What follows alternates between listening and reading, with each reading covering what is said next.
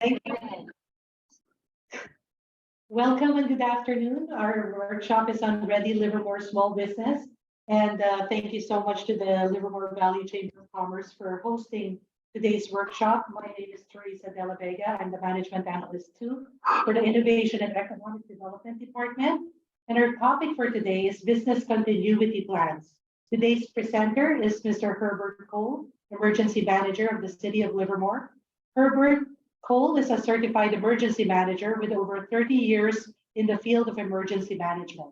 As a City of Livermore emergency manager, he is responsible for making sure that the city can mitigate against, prepare for, respond to, and recover from all hazard emergencies and disasters. Herbert is a nationally recognized speaker and author on emergency management topics.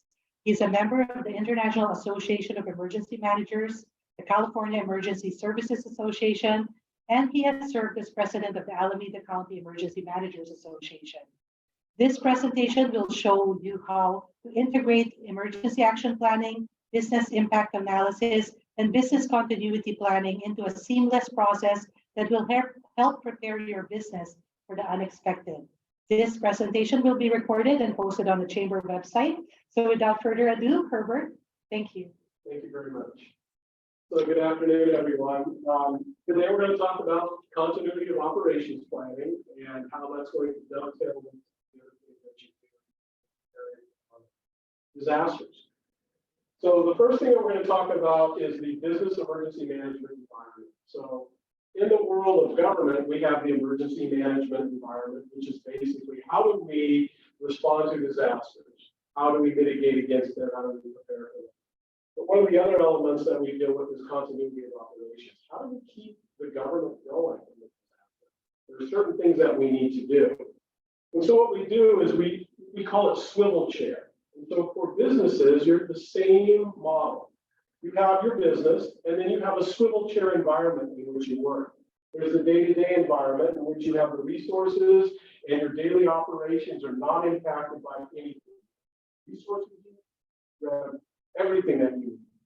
But then a disaster occurs and you have to swivel chair. You have to turn your chair and you have to look at it from a different perspective. And now, all of those things that you do on a day-to-day basis are kind of pushed to the side and you have to focus on three things. The first and number one item that you're going to focus on is life safety. So if you are required by OSHA to create an EAP or an emergency action plan, that will basically walk you through the process as soon as something happens. What do I need to do right now? Usually it's evacuating a building, basically taking care of a roll call, knowing where people are and where they're going to be. And the idea is to kind of get that life safety piece taken care of immediately. The second thing that you're going to focus on is the continuity of operations. Okay, this event has occurred. Now, how do I keep going? It may be as simple as just, walking back into the building and, resuming business. But if it's a really, really big event, you may not be able to do that. And then the last thing is resource constraints. So if there is a large event and it's regional, your suppliers, your vendors, they may be impacted also. Your employees may be impacted. So now you may have constraints on the resources that you rely on day to day. So kind of keep in mind as we go forward today what this looks like with your swivel chair environment. So the first thing we're going to talk about in developing our continuity of operations plan is you need to understand your risk exposure. So you need to identify the risks and hazards that faces. So what can cause an impact to my business? How serious would that impact be? What is the likelihood of this occurring? And then can the risk be reduced or eliminated? So an example might be, what could cause an impact? An earthquake. Okay. How serious would that impact be? It could be moderate to severe. So it might really mess me up or might not, but it's going to have an impact. And then what is the likelihood of this occurring? Well, here where we are in the Bay Area, the likelihood is high to very high. We're going to have an earthquake that will probably impact your business with moderate to severe impact. And then the last thing is, can this risk be reduced or eliminated? So how can I mitigate against this risk? I can purchase insurance. I can make sure that I have multiple supply vendors, alternate facilities. So there's a whole lot of things that you can do to begin to mitigate against these risks. So keep in mind as we move forward, you're going to build your plan based on the risks that you begin to identify. It can be fire, it can be flood, it can be power outage. So think about it, if there was a power outage, how serious could that impact be? It might be 30 minutes, it might be several days. How will that impact your business? So start thinking about the risks that you're exposed to. Once you've identified those risks, now what you need to do is dive a little bit deeper. And when you dive deeper, what you're going to start thinking about is, if that event occurs, what are the critical business activities or the business essential functions that I engage in on a day-to-day business? And how will those things that I do day-to-day be impacted by this event? How long can I be out of business if I'm disrupted? So I need to think about how big this impact is really going to be. It's real easy to say, oh, we're going to have an earthquake, I'm all planned up, I've got everything I need, we're just going to be out. You need to understand, what is it really going to be? And you really, really need to be honest with yourself. And then, once again, like I said before, how long will my business be able to survive without performing my essential activities? There are things that I have to do in order to make my business thrive. There are things that I have to do in order to make my business survive. So be thinking about that survival piece, not the thriving piece, but that surviving. So once you've identified your risks, your hazards, and you've done your business impact analysis, you're going to start thinking about creating a continuity of operations plan. So what is a continuity of operations? Basically, it provides you with a framework to ensure that your business can continue to perform business essential functions during a wide range of emergencies. And we're going to kind of talk about what a business essential function is here in just a minute. So a business essential function is any function performed by your business that cannot be deferred and meets one or more of the following criteria. You're legally required to do it. You just have to do it. The law says you have to do it. It's a state mandate. So the state may come in and they say, you know what, you're going to run this business, you have to do this, this, and this. Health and life safety. So your employees, or if you're a sole proprietor, you're the most important person, or your employees are the most important person of your business. Business does not get done without people. So life safety in an event like an earthquake, or let's say we have flooding, life safety is paramount. And that is one of the things that you have to focus on. And then finally, and the reason that you are in business is to maintain economic stability within the business. You have to manage your finances. You have to ensure the solvency of your business. That is a business essential function. Otherwise, there's no reason to be in business, right? So these are your business essential functions. As you begin to identify those things that you have to do in order to survive, this is what you're going to be looking at. What are the things you legally have to do? What are the things you are mandated to do? What are the health and life safety issues that you must address? And then finally, how am I going to manage my finances? How am I going to ensure the solvency of this? So when you start to create your plan, it's going to be organized into three primary elements. The first element is your base plan. The second element is your department annex. And that departments in this case can be those elements in your business or those areas in your business that you focus on. You might have a finance area that you focus on. You have a production area that you focus on. So think of those as your departments. And then finally, the department appendix or appendix. The appendix is the detail behind the annex or what your department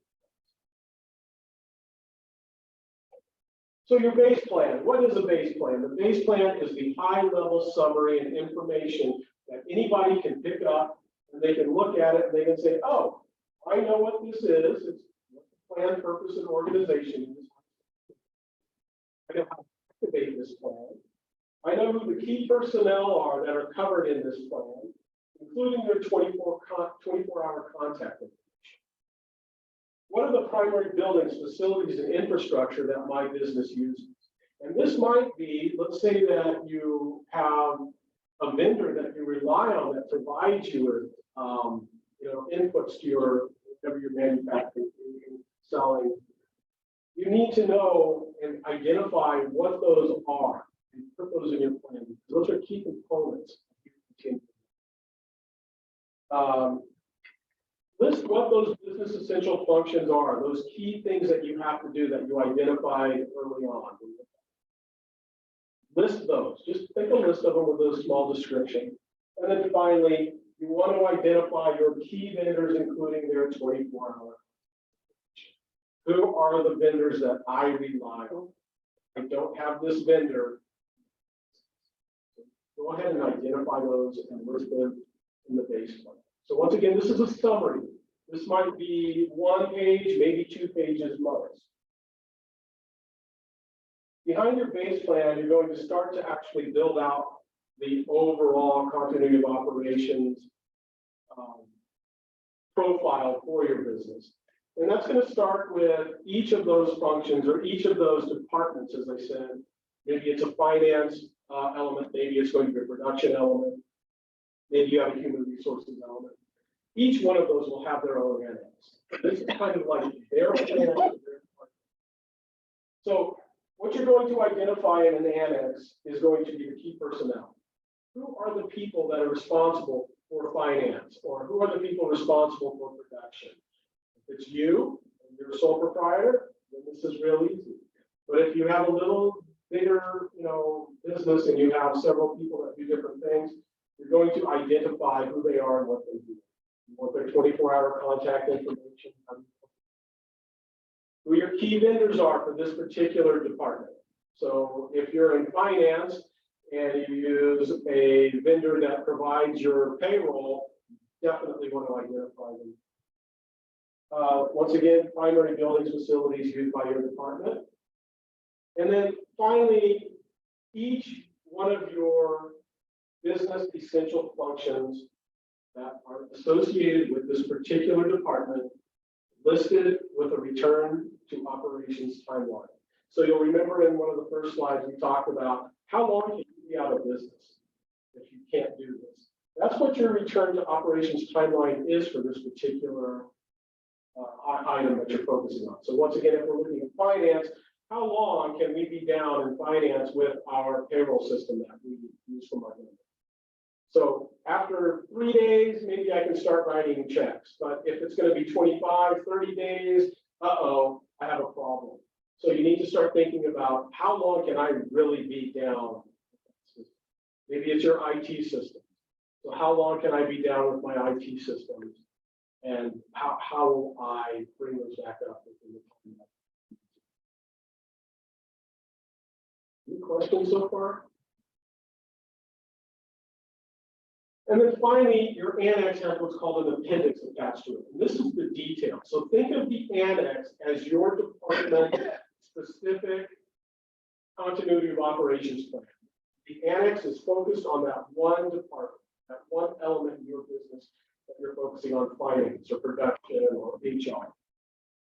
But the detail now is found in the appendix. So in each annex, you're going to have an appendix that's associated with each of your business essential functions. It will include orders of succession. So you might have a boss over this particular area. If that person is no longer available, who takes over?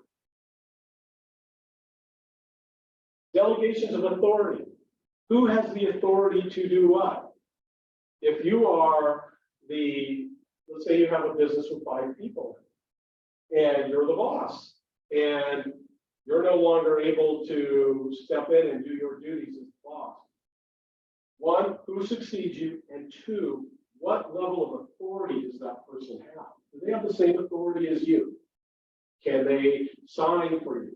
Can they do the things that you do? Or do they have a lower level? So you need to go ahead and understand what the delegations are. Communication methods and systems. How do you communicate? On a day-to-day basis, we probably use cell phones, text messaging, email. But if all of those go down, now how do we communicate? Essential and vital records management. How does your particular annex, which is focusing on, let's say right now, finance, let's say you've done your payroll, now you've got your, let's say that you have vendors that you need to pay. Where are those records kept? How long do we keep those records? Because if there is an event that occurs, we need to be able to access those records. So we need to know, where are these records kept? We need to dig back for however long we decided we're going to maintain them. You're going to have devolution of control issues. Let's say that you have several locations, like a chain. So devolution of control means that, you know what, this facility here is no longer able to function. I need to move everybody from this facility to another facility. That's your devolution of control. How do you do that? Identify how you do that, and when you do that. And then reconstitution of your operations. Once I've devolved, I have to at some point come back and bring everything back up. How do I do that? So you need to kind of summarize how you're going to do that. Now, the one thing I will caution you against here is don't get involved in creating a big giant plan with 100 pages. This is a framework, and it's really designed to be a framework. So if you do a base plan, think about 1 or 2 pages just to summarize the overall purpose of what it is your business does, what are the business essential functions. It's just a framework. Your annex, a framework of what each department does within your business, and then identify those elements of the annex.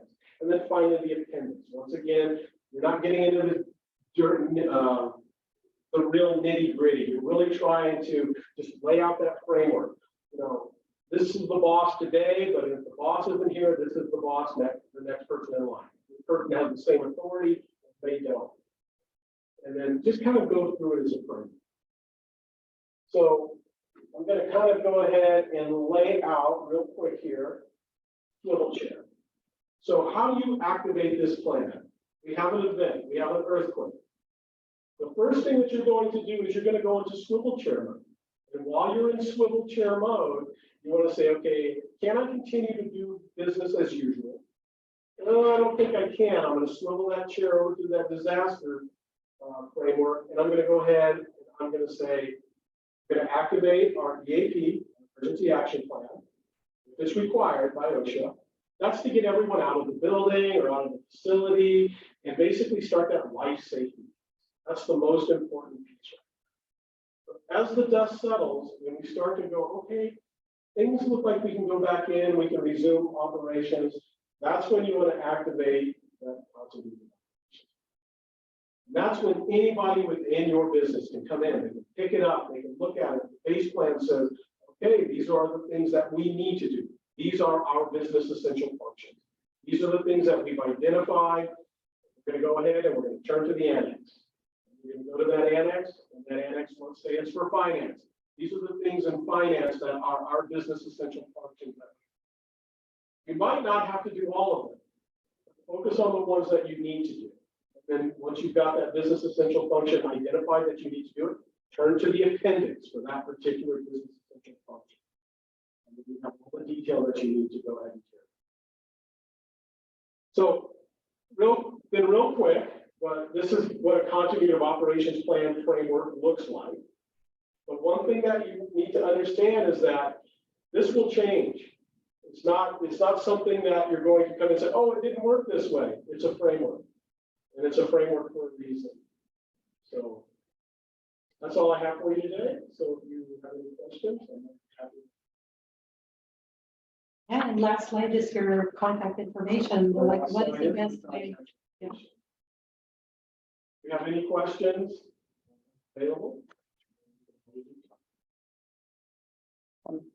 Thank you, Herbert. Livermore Valley Chamber of Commerce is glad to partner with the City of Livermore on these Ready Livermore business workshops. Look for this presentation on the Chamber's website in the coming days.